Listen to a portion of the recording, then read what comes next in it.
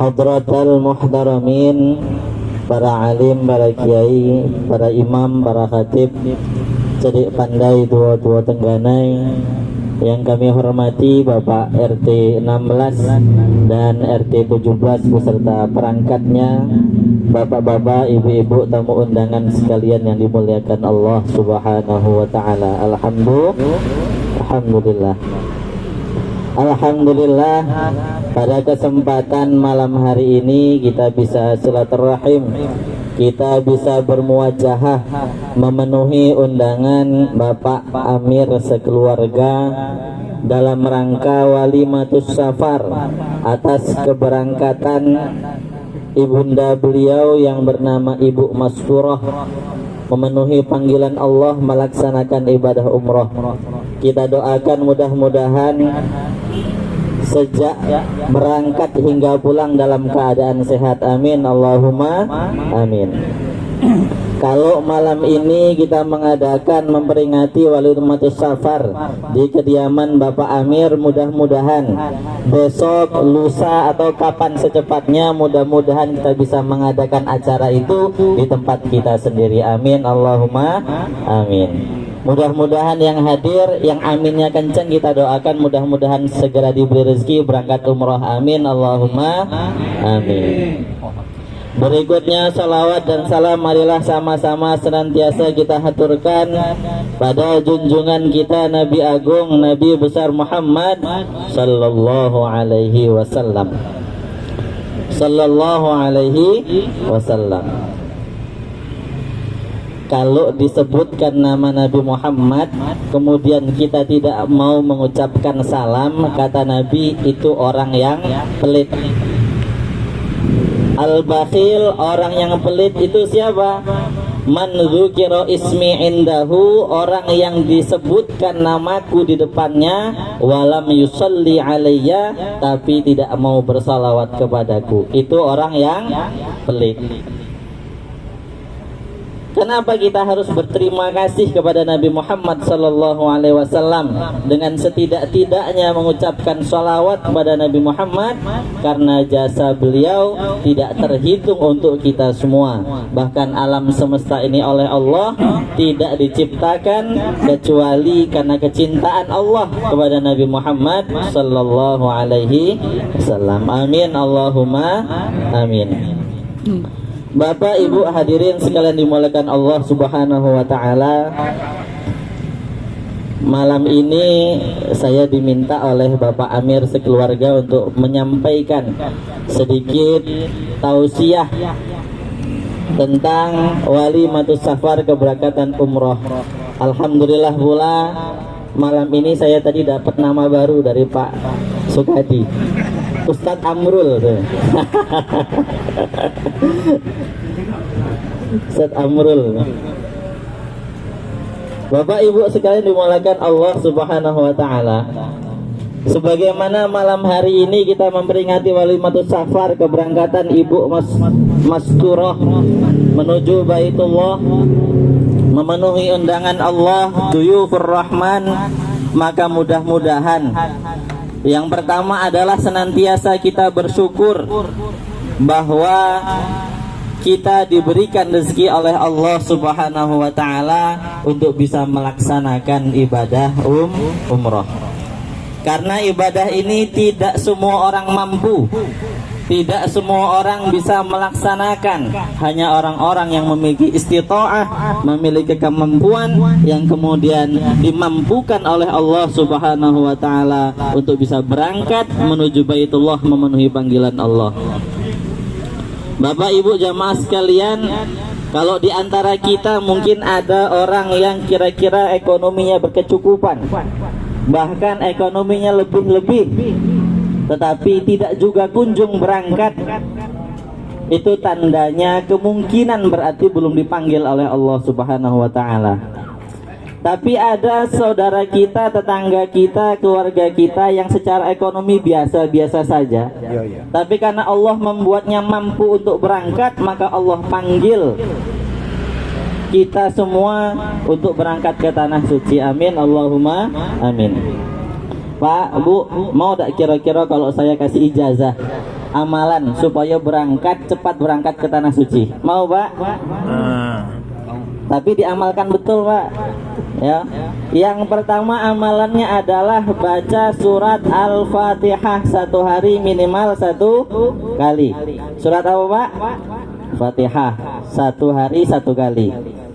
Yang nomor 2 baca surat Al-Ikhlas sama minimal 1 hari 1 kali.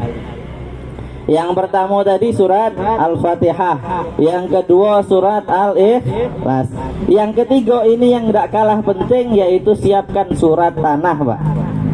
Nah, kalau tiga-tiganya ini termasuk surat tanah sudah siap, pergilah besok pagi, insya Allah.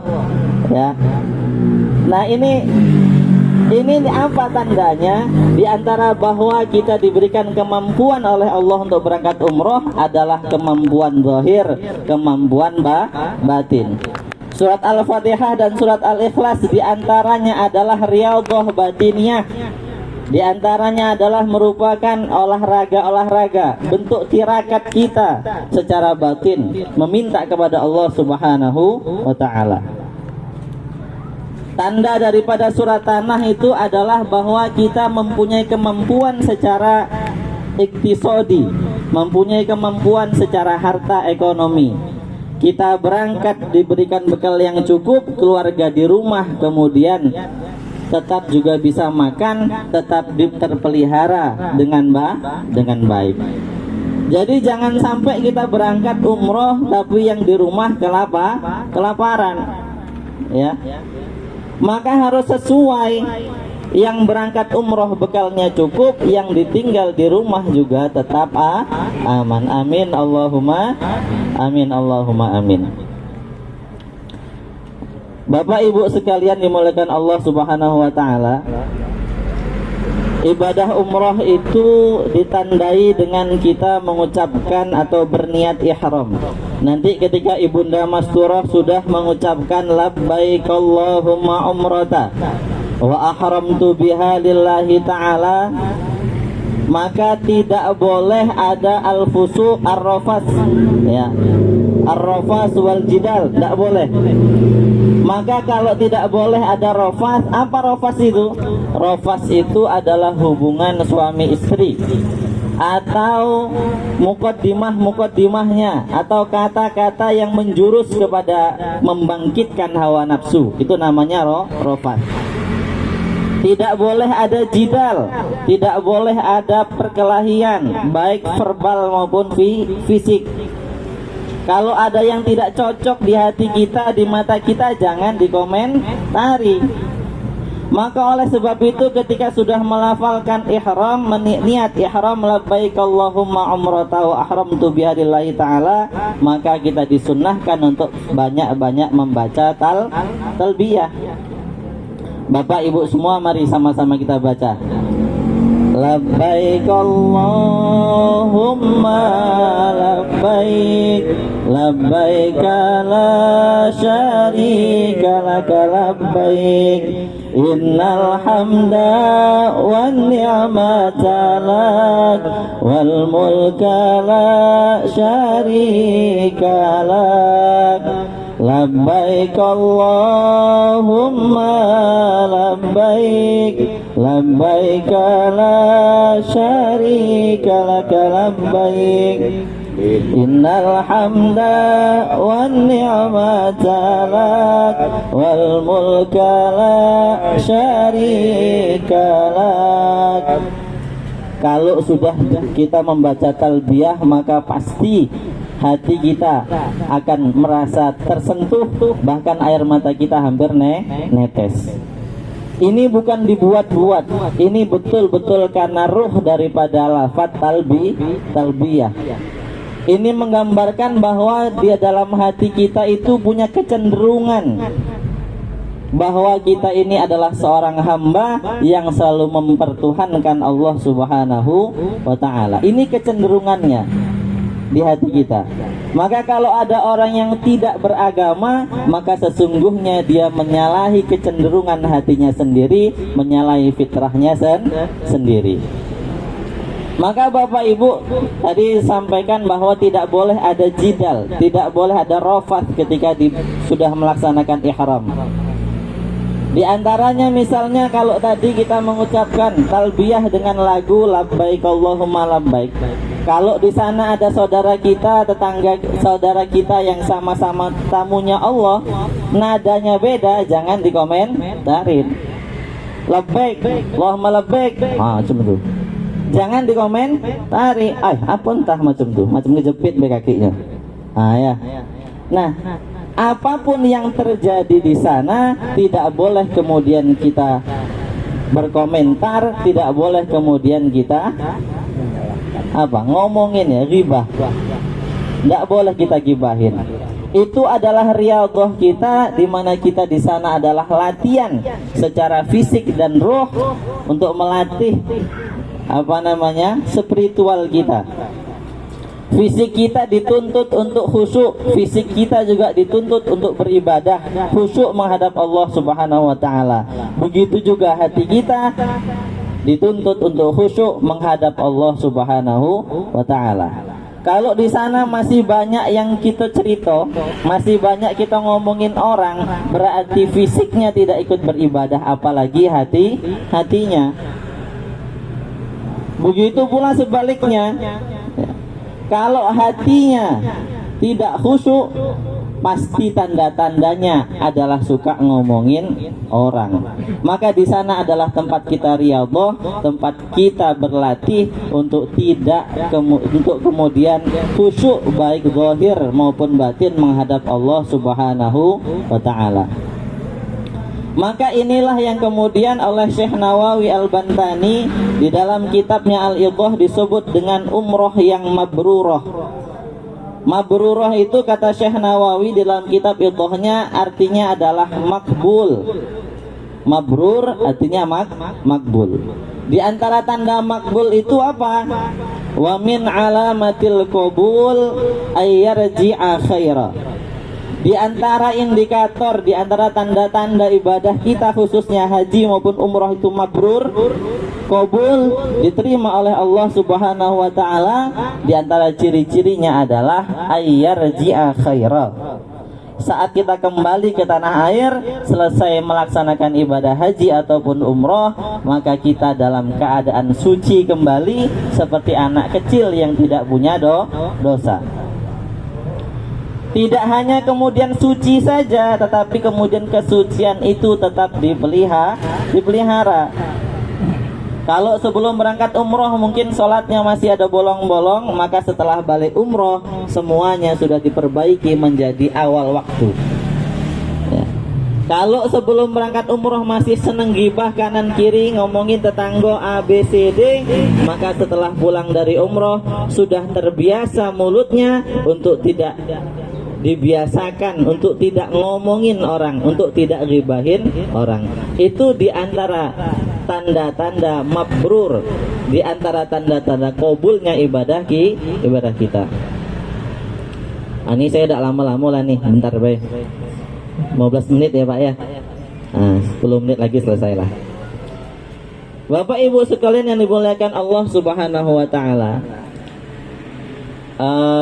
ibadah kita itu Bapak Ibu, baik sholat, haji, puasa, zakat dan lain sebagainya, itu tentu bainal qabul waraddiha, antara diterima sama ditolak. Kita sholat antara diterima sama ditolak ya. Maka tentu salah satu upaya supaya ibadah kita diterima, syarat rukunnya harus kita lakukan semua sempurna.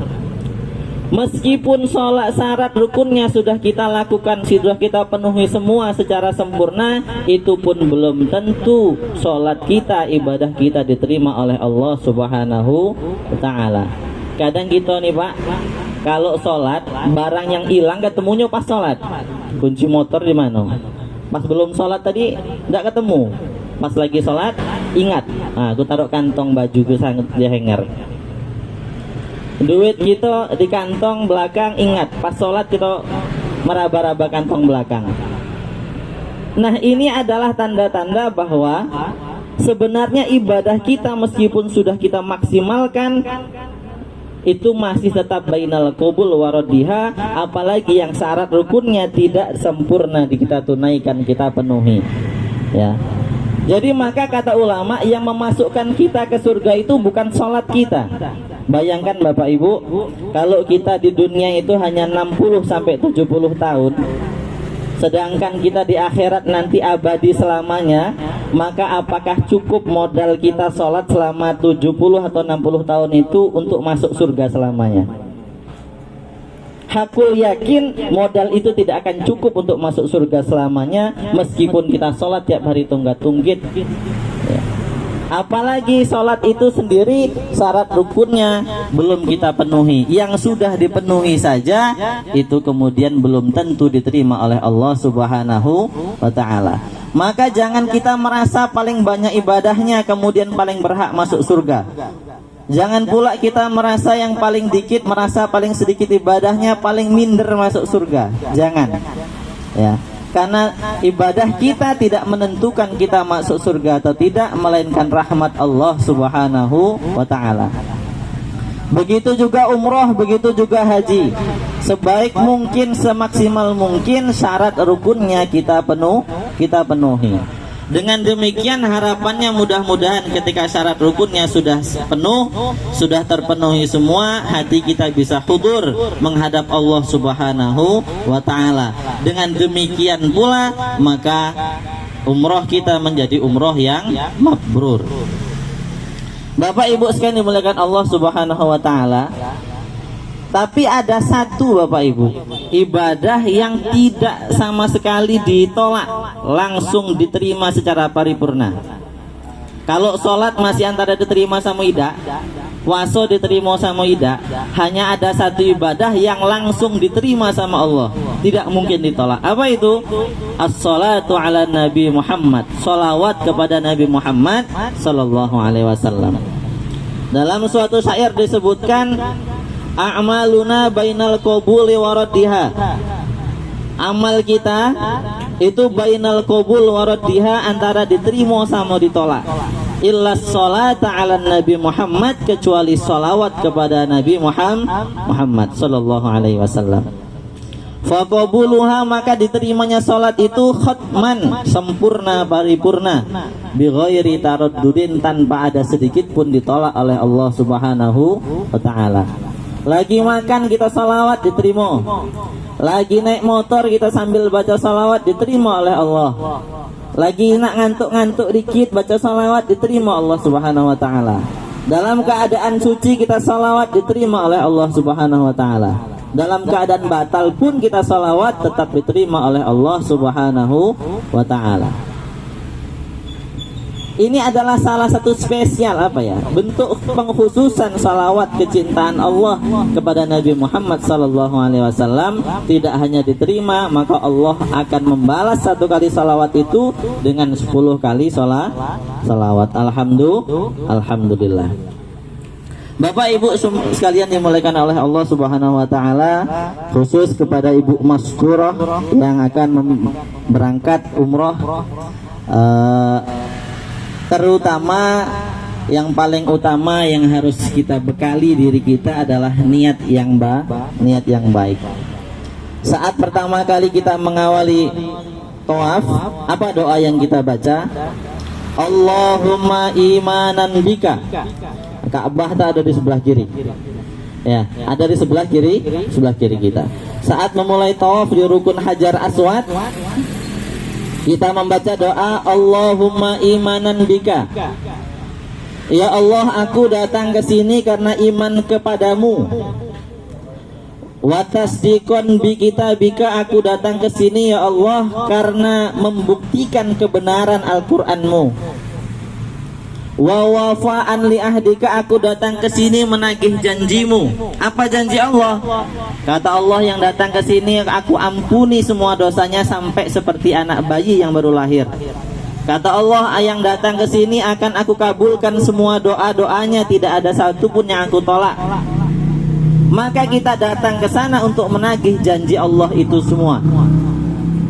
Dan terakhir apa doanya? Dilanjutkan, wattiba'an li sunnati nabiyyika, aku datang ke sini karena kecintaanku, karena aku ikut dengan kekasihmu Nabi Muhammad sallallahu alaihi wasallam. Jadi doa awal mula kita tawaf ini menggambarkan Bapak Ibu semua bagaimana seharusnya kita menata niat kita berangkat ke tanah suci. Yang pertama harus didasari karena imanan bika, karena iman kepada Allah Subhanahu wa taala. Bukan berangkat ke sana karena tetangga berangkat, aku nak berangkat juga lah. Ya kan, biasa mau kayak tetanggo. Jangan. Aku datang ke sana karena apa? Dapat bonus misalnya. Jangan. Bonus itu memang hal itu rezeki kita, tapi niat kita adalah iman kepada Allah Subhanahu wa taala. Terus kemudian niat itu dibingkai lagi dengan tasdikon bi kitabika, kita betul-betul ke sana itu membuktikan kebenaran isi Al-Qur'an Allah Subhanahu wa taala. Di sana itu Bapak Ibu ada yang namanya Hajar Aswad. Jadi kalau ke sana mudah-mudahan kita semua diberi rezeki oleh Allah, bisa berangkat umroh, bisa berangkat haji, diberi umur panjang. Tidak hanya ritualnya, manasiknya yang kita pelajari secara betul-betul, supaya kita menghayati, kita harus ngerti simbol-simbol yang ada di sana. Kira-kira gitu. Hajar Aswad itu dulunya putih Bapak Ibu. Kemudian lama-lama menjadi hitam karena dosa-dosanya manusia. Azan. Dikit lagi. Maka kalau kita sudah sampai Baitullah melihat Hajar Aswad, kita harus merenung. Jangan-jangan hitamnya Hajar Aswad itu karena sumbangsih dosa-dosa kita. Makanya Hajar Aswad bisa menghitam. Nah, kalau kita bisa menghayati hal-hal kecil seperti ini, maka pasti air mata akan meleleh ketika kita menghadap Allah, melihat Baitullah Makkah Al-Mukarramah. Safa dan Marwah begitu juga. Kita saat berusaha, kita harus membersihkan hati kita. Safa itu suci, Marwah itu tujuan, ghayah. Maka kita kalau ingin mencapai ghayah, mencapai cita-cita tujuan, kita harus mulai usaha kita itu dengan hati yang suci. Nah, jadi di antara yang membuat kita khusyuk adalah dengan mempelajari apa kemudian yang menjadi ibroh, menjadi tanda-tanda yang ada di Baitullah Makkah dan Madinah. Kenapa ada Hajar Aswad, Hajar Ismail, Ka'bah itu kapan dibangun dan lain sebagainya. Bapak Ibu sekalian dimulakan Allah Subhanahu wa taala, kira-kira itu yang dapat saya sampaikan karena waktu yang membatasi kita dan sudah berkumandang juga adzan Isya. Maka terakhir mari sama-sama kita doakan mudah-mudahan Ibu Masturah dalam perjalanannya diberikan keselamatan, pergi selamat, pergi sehat, pulang juga dalam keadaan sehat, tentunya membawa predikat umroh mabrurah. Amin Allahumma amin. Kita semua yang ada di sini kita mohon sama Allah, kita minta sama Allah, mudah-mudahan diberikan umur panjang, diberikan rezeki yang banyak, melimpah dan berkah, sehingga kita juga bisa menyusul memenuhi panggilan Allah, ziarah ke makam Nabi Muhammad sallallahu alaihi wasallam, melaksanakan ibadah haji dan umroh. Bapak Ibu sekalian, hanya ini yang dapat kami sampaikan. Kurang lebihnya kami mohon maaf. Wal afu minkum. Assalamualaikum warahmatullahi wabarakatuh.